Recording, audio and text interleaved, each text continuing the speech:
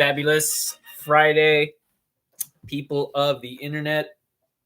Whether you're watching the NBA, WNBA, from NFL to soccer to probably your nearby high school game on a Friday night, um, we'll get straight into it. So you read the title. It's Friday Night Lights, WNBA edition, and what a game!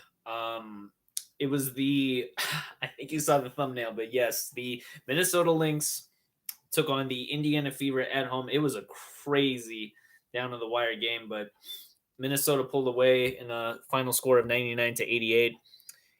I give my credits to Caitlin Clark for how hard she works with obviously Kelsey Mitchell, Aaliyah Boston, Erica Wheeler. The entire Indiana Fever has a bunch of dogs that are very young group of talent, second youngest team. It's so wild how they've outperformed every expectation. So to say it was a challenge is an understatement. And the Minnesota Lynx, a very mature, I should say, Minnesota Lynx, who have now Alana Smith back from her injury. She is looking good, better than ever. She hit 2 threes. I think it was 2 for 5 from three. Yeah, everybody contributed. Nafisa Collier hit a three to Courtney Williams, McBride. And it was definitely Bridget Carlton whose threes helped seal the deal. Definitely comment down below what you'd love to see more. If you want to see more Nuggets, NBA, Westbrook content, we'll definitely discuss that in another episode. But as of right now, the WNBA is kind of the talk of the town, considering it's only, I believe it's like 5 games probably left for certain teams who are either going to head into the playoffs. So stay tuned on that. And touching up on that game from the Lynx versus the Fever, it is so wild how the Lynx just shut the Fever down in the clutch of both. It was the fourth quarter from their defense alone. Key steals from Nasisha Heidemann, Courtney Williams, all around great one-on-one and solid team defense.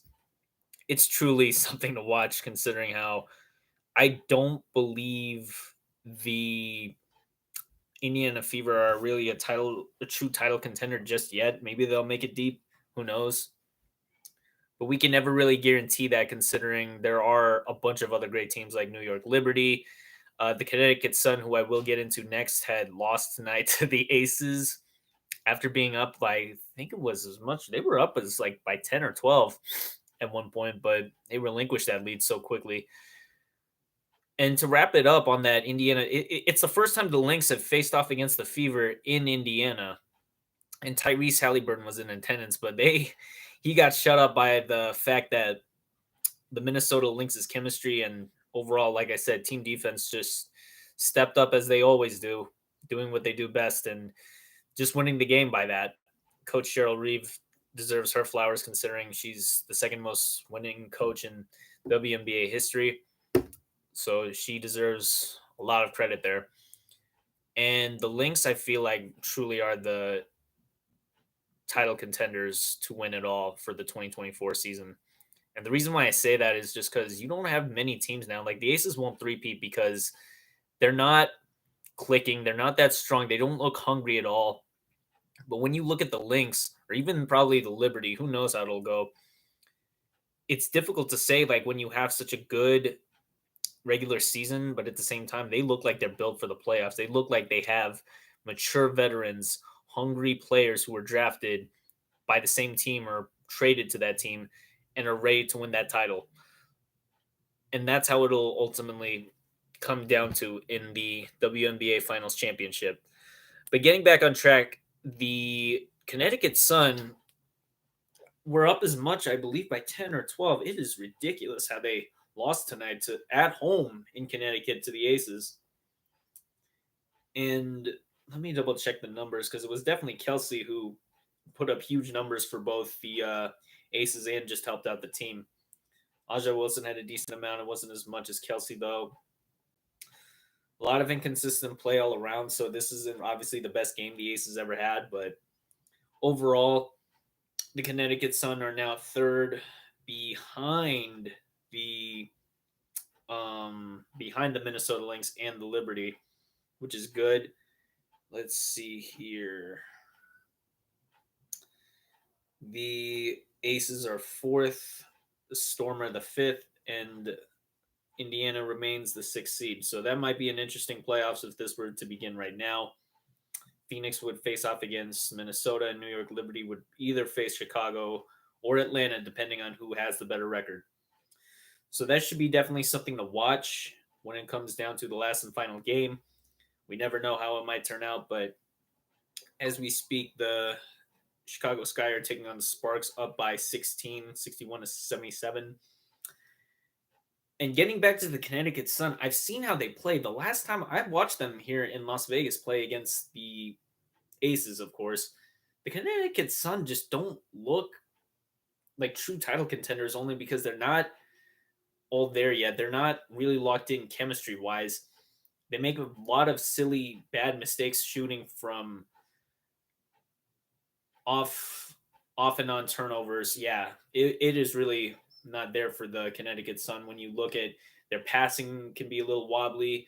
They hit good shots when needed, but it's just not enough when you go up against an experienced team like the Aces, and that's what they truly have. But the Aces just don't look like they're ready to three-peat because of the hunger and desire it takes to three-peat, like Kobe and Shaq did. So, other than that, Michael Jordan also still the GOAT. Not gonna lie. The Atlanta Dream and Chicago Sky practically sit at they're neck and neck for that eighth seed if they want to make it into that playoffs.